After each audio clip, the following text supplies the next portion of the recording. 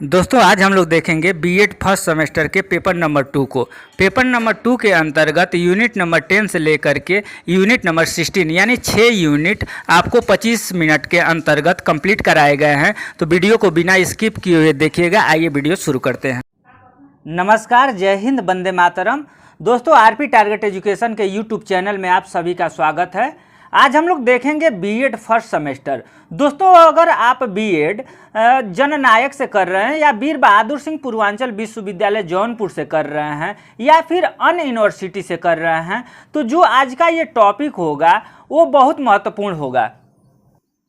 आज का जो टॉपिक होगा वो देखेंगे यूनिट नंबर 10। इसके पहले दोस्तों आप लोगों को हम बता देना चाहते हैं कि 1 to 9 जो ये आपका यूनिट होगा पेपर नंबर 2 का, तो इसका वीडियो हम बना चुके हैं। अगर आप वो नहीं देखे हैं तो इस वीडियो के डिस्क्रिप्शन में जा कर के उस वीडियो को 1 से लेकर के 9 तक के सभी वीडियो अगर आप देख लेते हैं तो आपका एग्जाम में एक भी क्वेश्चन छूटेगा नहीं। तो दोस्तों आइए आज हम लोग देखेंगे यूनिट नंबर 10। यूनिट नंबर 10 यानी शैक्षिक अवसर की समानता। तो इसके अंतर्गत हम लोग देखेंगे समानता के क्षेत्र, शैक्षिक अवसरों की समानता, शैक्षिक अवसरों की समानता की विशेषताएं आदि हम लोग इसके बारे में समझने का प्रयास करेंगे। तो आइए वीडियो हम शुरू करते हैं और समझते हैं। दोस्तों यहाँ पर एक बात और आपको हम बता देना चाहते हैं कि ये वीडियो थोड़ा सा लंबा होगा क्योंकि आपका यूनिट नंबर 10 से लेकर के 16 तक यानी पूरा जो आपका टॉपिक है ये इसी वीडियो में कवर किया गया है। क्योंकि आपका एग्जाम बिल्कुल पास में है, उसको देखते हुए ये हम चाहते हैं कि सभी जो भी टॉपिक हैं आपके 10 से लेकर 16 तक सभी टॉपिक के बारे में आप कुछ ना कुछ समझ जाएं। अगर आप मान लीजिए कि शैक्षिक अवसर की समानता इसके बारे में थोड़ा भी समझ जाते हैं तो आपके एग्जाम में जो भी क्वेश्चन इससे संबंधित आएंगे उसको आप लिख लीजिएगा। तो आइए देखते हैं शैक्षिक अवसर की समानता क्या होता है। यहाँ पर सबसे पहले हेडिंग आप देखिए क्या लिखा हुआ है, शैक्षिक अवसर की समानता। यानी शिक्षा का जो अवसर है, शिक्षा का अवसर है वो समानता यानी समान रूप से समान बच्चों को यानी सभी बच्चों को समान शैक्षिक अवसर प्रदान करना। समानता शब्द से तात्पर्य उन समान परिस्थितियों से है जिसमें सभी व्यक्तियों को विकास के समान अवसर प्राप्त हो सके। यानी यहाँ पर आप लोग देख सकते हैं कि समान अवसर प्राप्त यानी सभी व्यक्तियों को विकास के समान अवसर प्राप्त हो सके वो शैक्षिक अवसर की समानता कहलाता है। अब यहाँ पर देखिए शैक्षिक अवसरों की समानता का तात्पर्य सभी के लिए एक समान शिक्षा नहीं है। यानी सभी के लिए एक समान शिक्षा नहीं है बल्कि प्रत्येक बालक को शारीरिक, मानसिक, सांवेगिक, नैतिक परिस्थितियों के अनुरूप शिक्षा प्रदान करना है। इसका तात्पर्य राज्य द्वारा व्यक्तियों की शिक्षा के संदर्भ में जाति, रूप, रंग ठीक है, प्रांतीय व भाषा, धर्म आदि के मध्य भेदभाव न करने से भी है। यहाँ पर आप लोग देख सकते हैं और समझने का थोड़ा सा प्रयास करिएगा कि धारा नंबर जैसे शिक्षा का समान अवसर प्रदान करना, इसमें धारा नंबर 1 जैसे दे देगा कि शिक्षा के अवसर की समानता को परिभाषित कीजिए या उसके अर्थ को बताइए। तो उसमें आप ये 2 पॉइंट याद रखिएगा, धारा 1 और धारा 2। तो धारा 1 के अनुसार सभी व्यक्ति जन्म से स्वतंत्र हैं। यानी क्या है, धारा 1 के अंतर्गत क्या है, सभी व्यक्ति जन्म से स्वतंत्र हैं अतः वे समान जनक व समान अधिकारों के हकदार हैं। ठीक है, ये धारा नंबर 1 के अनुसार है। धारा नंबर 2 के अनुसार मूल अधिकारों व स्वतंत्रता का हकदार है। मूल अधिकार, ठीक है, मूल अधिकार कितने होते हैं, मूल अधिकार 6 होते हैं और मूल कर्तव्य जो होते हैं वो 11 होते हैं। ठीक है, तो ये जो 6 मूल अधिकार हैं वो उसके सभी हकदार हैं, स्वतंत्रता के हकदार हैं। अतः उन्हें जाति, भाषा, धर्म, लिंग, राजनीति मतों द्वारा पृथक पृथक नहीं किया जा सकता है। ठीक है, अब आगे देखिए, संविधान के क्रियान्वयन के साथ ही सन 1950 ईस्वी में भारत में सभी के लिए अनिवार्य शिक्षा की घोषणा कर दी गई। कब कर दी गई ये थोड़ा सा याद रखिएगा आप लोग कि सन 1950 में भारत में सभी के लिए अनिवार्य शिक्षा की घोषणा कर दी गई। इन्हीं समानताओं को लक्ष्य मानकर शिक्षा को राष्ट्र की आर्थिक, सामाजिक, नैतिक, सांस्कृतिक प्रगति का मार्ग माना गया। तो ये आप लोग याद रखिएगा, सभी के लिए अनिवार्य रूप से शिक्षा कब घोषणा कर दी गई? तो सन 1950 में घोषणा कर दी गई। अब देखिए, शैक्षिक अवसरों की समानता हेतु सरकारी प्रयास, ये भी आपको क्वेश्चन पूछ सकता है कि शैक्षिक अवसरों की समानता हेतु सरकारी प्रयास क्या क्या है, तो उसके बारे में आप लोग देख लीजिए। उच्च स्तर पर सभी के लिए अपेक्षित उन्नति की व्यवस्था ताकि वे उचित योगदान देने में सक्षम हो सकें, पहला ये है। दूसरा आपका है एक निश्चित अवधि व भेदभाव रहित निःशुल्क व अनिवार्य शिक्षा की व्यवस्था। ठीक है, ये आपका दूसरा पॉइंट है। ये सरकार के द्वारा प्रयास किया गया है कि सबको भेदभाव रहित, यानी कोई भी किसी को भी निःशुल्क एवं अनिवार्य शिक्षा सबको देना चाहिए, बिना भेदभाव का होना चाहिए। ये शैक्षिक अवसरों की समानता हेतु सरकारी प्रयास है। तीसरा है आपका माध्यमिक स्तर पर विभिन्नकृत पाठ्यक्रम व्यवस्था। अब देखिए, यहाँ पर एक बहुत महत्वपूर्ण टॉपिक आपके लिए बहुत महत्वपूर्ण है। ये हो सकता है कि इस बार एग्जाम में आ भी सकता है, तो इसको थोड़ा सा आप केवल पॉइंट याद रख लीजिएगा और इसके बारे में थोड़ा सा केवल समझ लेंगे तो आप उसको लिख लीजिएगा। राष्ट्रीय शिक्षा आयोग 1964 से 66, यानी इसको कोठारी आयोग भी कहते हैं।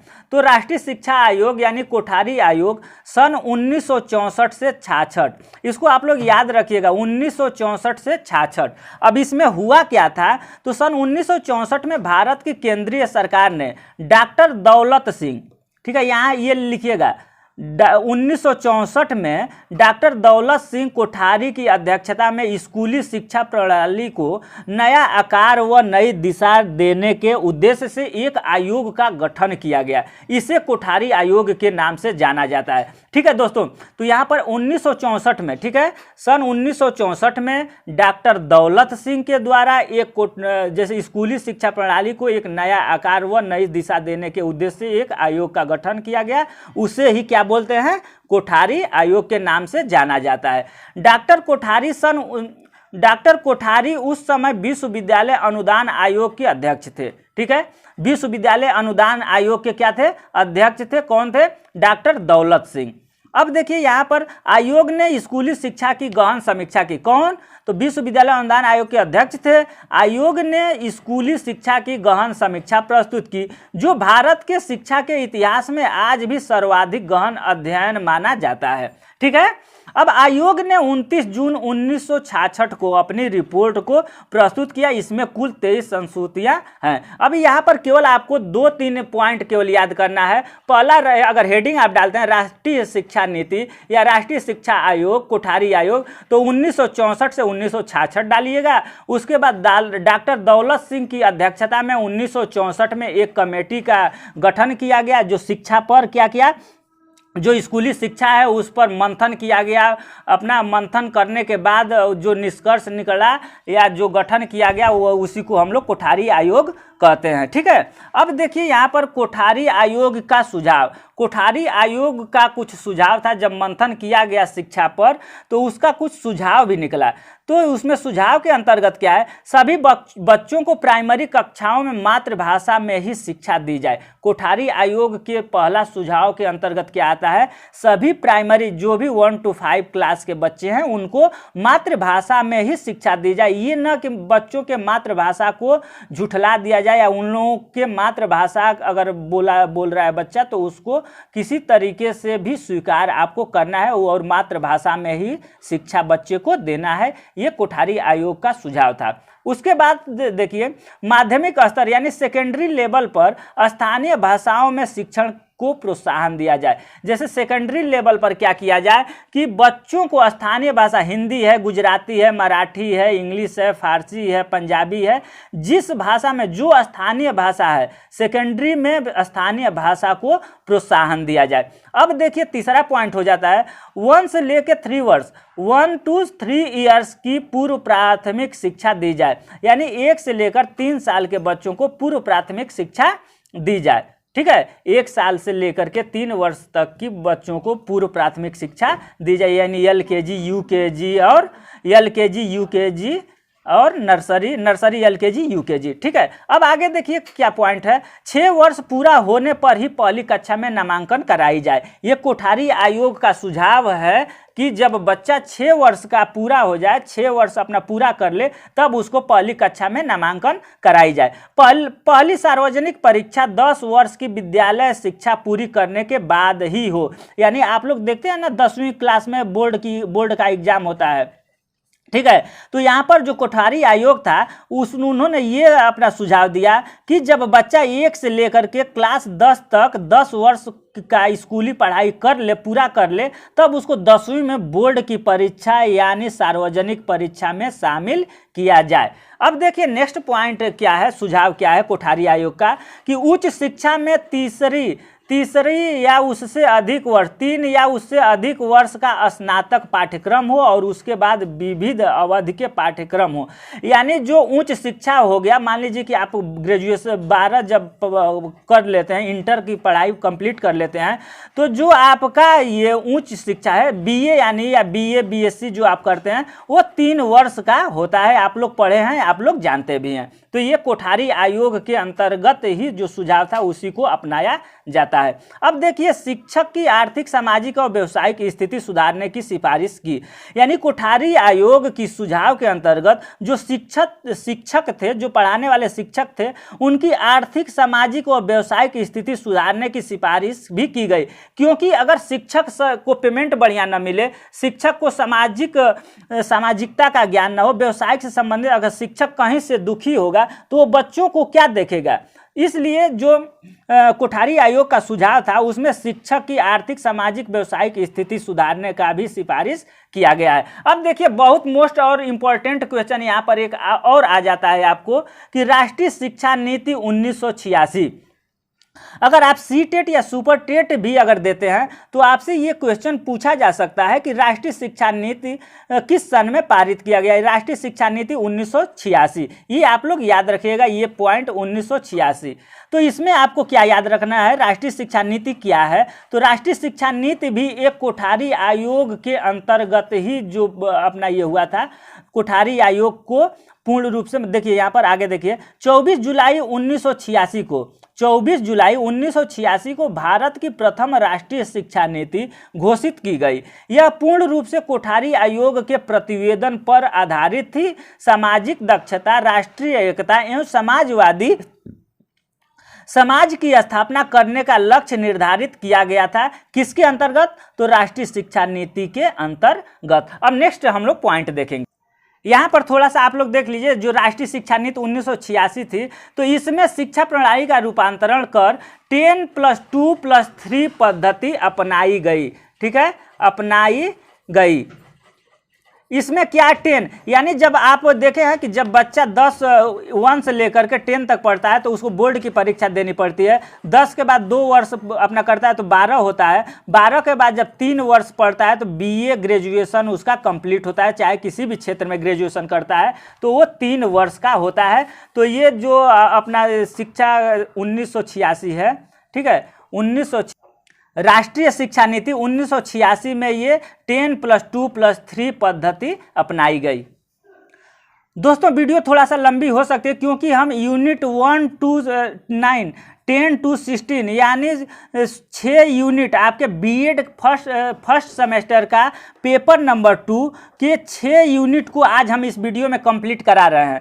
तो आपका यूनिट नंबर 11 है विद्यालयों में असमानता।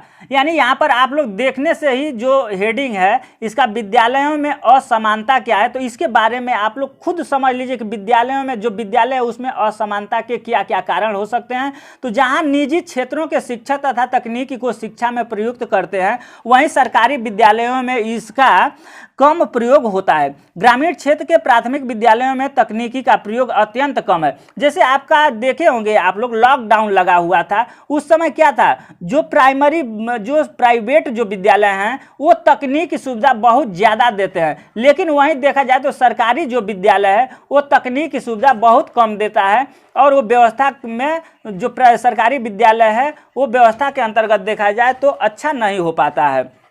लेकिन वही प्राइवेट विद्यालय में आप देखेंगे तो प्राइवेट विद्यालय में पूरी तकनीकी की व्यवस्था और पूरा सही तरीके से अपना शिक्षण कार्य पूरा कराते हैं। तो ये विद्यालय में असमानता हो जाती है बहुत जगह। जैसे मान लीजिए कि सरकारी विद्यालय और निजी विद्यालय, सरकारी विद्यालय का स्ट्रक्चर, पढ़ाई का लेवल अगर देखा जाए तो लोग इस समय क्यों निजी विद्यालय में अपने बच्चे को डालना चाहते हैं। निजी विद्यालय में समय से सब काम होता है, लेकिन अगर सरकारी विद्यालय में देखा जाए तो लोग, जो इंसान हैं जिनको नौकरी मिल जाती है, वो खुद अपना समय देखें तो अच्छी तरीके से नहीं दे पाते हैं, बच्चों पर अपना वही बदल जाते हैं। तो ये एक कारण है, अमीर अभिभावक गरीब अभिभावक। इससे आप समझिए कि जैसे बहुत सारे ऐसे विद्यालय हैं, बहुत सारे ऐसे इंस्टीट्यूट हैं जहाँ पर कि अगर गरीब अभिभावक के बच्चे हैं, वो अपने बच्चे को नहीं पढ़ा सकते क्योंकि 1 साल का फी उसका 6 लाख 7 लाख है। तो ये गरीब व्यक्ति नहीं दे पाएंगे, जबकि अमीर अभिभावक दे सकते हैं। ये विद्यालयों में असमानता के कारण है। और उसके बाद लड़का और लड़की, बहुत जगह ये भी विद्यालय में देखा जाता है कि ये लड़का के लिए विद्यालय है, ये लड़की के लिए विद्यालय है। ये भी एक विद्यालय की असमानता के कारण है। अब यहाँ पर देखिए सामाजिक असमानता, यानी सामाजिक असमानता के अंतर्गत देखा जाए तो भारत में सामाजिक असमानता के स्तर के बारे में सब जानते हैं और स्कूल एवं कक्षा में भी यह असमानता अध्यापकों तथा विद्यार्थियों द्वारा लाई जाती है।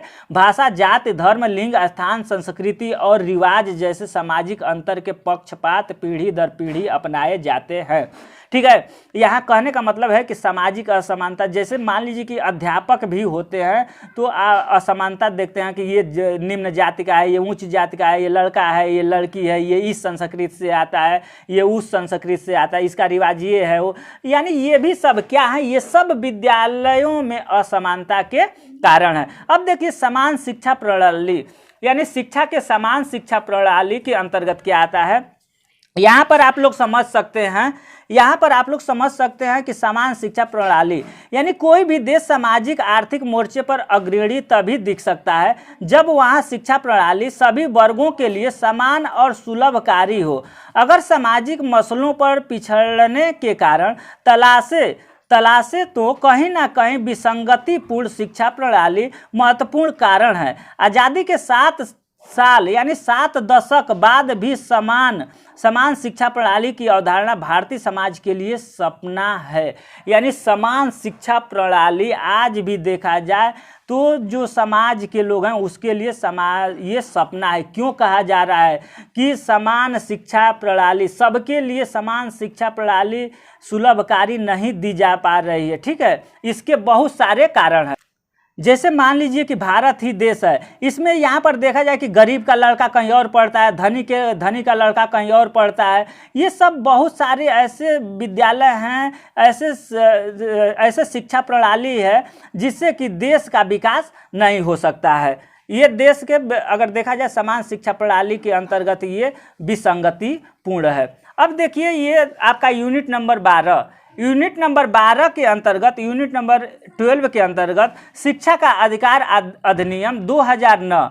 तो शिक्षा का अधिकार अधिनियम के बारे में आप देखिए, इससे आपको एक क्वेश्चन जरूर फंसेगा, तो इसको आप लोग ध्यान से थोड़ा सा देखिएगा। दोस्तों यहाँ पर आप लोगों को हम थोड़ा सा एक रिक्वेस्ट करते हैं कि बहुत मेहनत लगता है ये कॉपी बनाने में और वीडियो बनाने में। तो दोस्तों बस आपको करना क्या है कि वीडियो को लाइक कर दें, शेयर कर दें तथा चैनल पर इस पहली बार विजिट कर रहे हैं तो चैनल को सब्सक्राइब करके बेल आइकन को दबा लें, जिससे कि हमारे द्वारा जो भी नए वीडियो बनाए जाते हैं उसके नोटिफिकेशन आपको मिलती रहे। अब आइए देखिए यूनिट नंबर 12 आप देखेंगे शिक्षा का अधिकार अधिनियम। इसको तो आप लोग पढ़े ही होंगे, लेकिन अगर नहीं भी पढ़े हैं तो थोड़ा सा इस पर हम भी प्रकाश डाल देते हैं। शिक्षा का अधिकार विधेयक को संसद में 4 अगस्त 1909 को मंजूरी प्रदान की गई। केवल आपको ये देखना है 4 अगस्त 1909 को संसद में मंजूरी प्रदान की गई और 1 अप्रैल 2010 को शिक्षा का अधिकार कानून लागू किया गया। यहाँ पर आपको सीटेट में क्वेश्चन यही फंसाता है कि ये मंजूरी प्रदान की गई, लोग लिखते हैं कि 2009। शिक्षा का अधिकार विधेयक कब लागू किया गया, तो ये 1 अप्रैल 2010 हो जाता है, लेकिन लोग यही लिख देते हैं भूल करके कि 2009। यानी शिक्षा का अधिकार अधिनियम कब लागू हुआ था, तो 2009 में।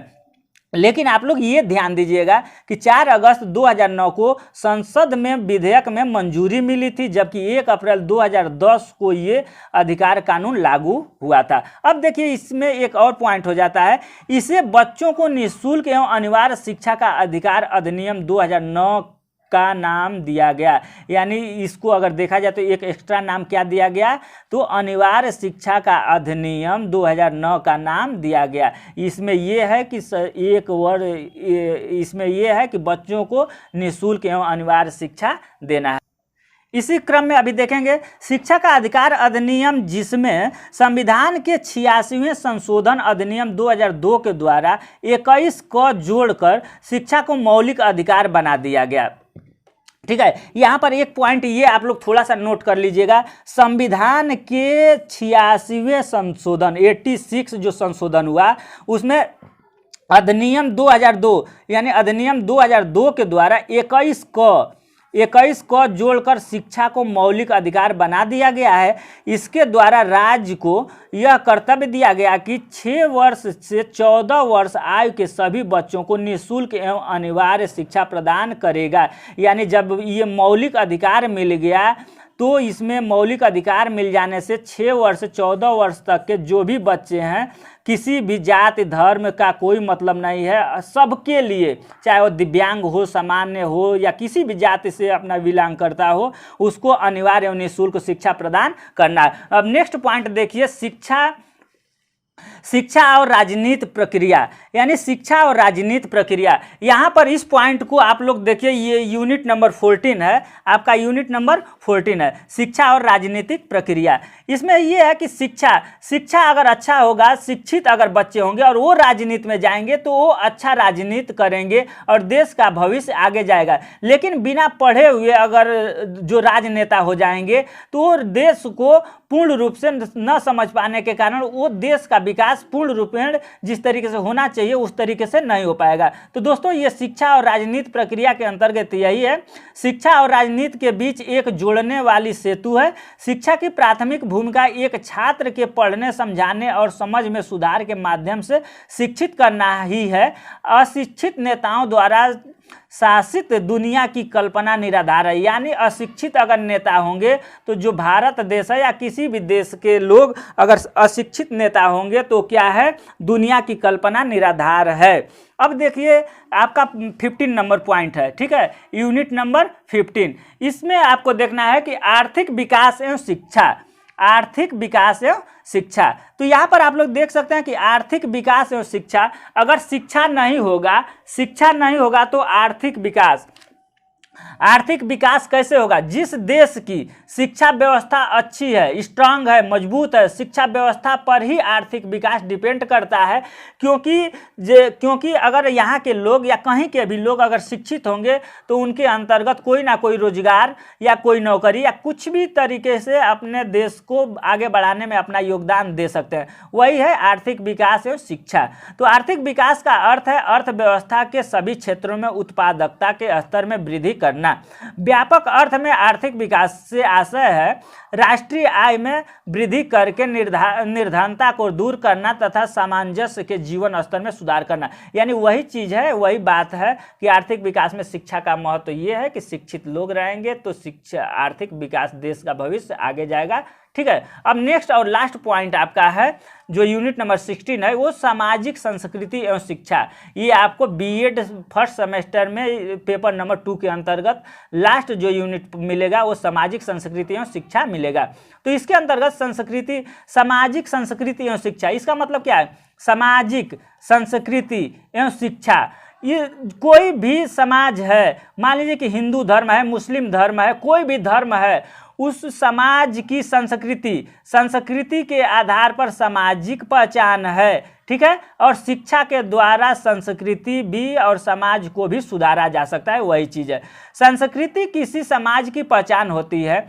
यह उसके रहन सहन, खान पान की विधियों, व्यवहारों, रीति रिवाज, कला कौशल, संगीत, नृत्य, भाषा, साहित्य, धर्म, दर्शन और मूल्यों के रूप में जीवित रहती है। जैसे मान लीजिए कन्नड़ हो गया या हिंदी हो गया, इंग्लिश हो गया, पंजाबी सॉन्ग हो गया, तो ये पंजाबी जैसे सॉन्ग हो गया, तो क्या ये पंजाब के भाषा मैथिली अगर सॉन्ग हो गया तो मैथिली भाषा मैथिली को अपना जीवित करती है, मैथिली संस्कृति को जीवित रखती है। ठीक है, तो ये सब जो भी हैं, जो भी अपना कला कौशल है, संगीत, नृत्य, भाषा, साहित्य, धर्म, दर्शन, जो भी आदि ये हैं, वो समाज की संस्कृति को जीवित रखती है तथा तब किसी समाज की शिक्षा पर उसकी संस्कृति का प्रभाव पड़ना स्वाभाविक है। ठीक है दोस्तों, वीडियो अगर आपको अच्छा लगा हो तो वीडियो को लाइक करें, शेयर करें तथा चैनल पर अगर पहली बार विजिट कर रहे हैं तो चैनल को सब्सक्राइब करके बेल आइकन को दबाना न भूलें। दोस्तों इसके बाद अगर तीसरा हम लोग देखेंगे पेपर नंबर 3 के जो भी यूनिट बचे हुए हैं, इसी तरीके से एक वीडियो हम बना देंगे,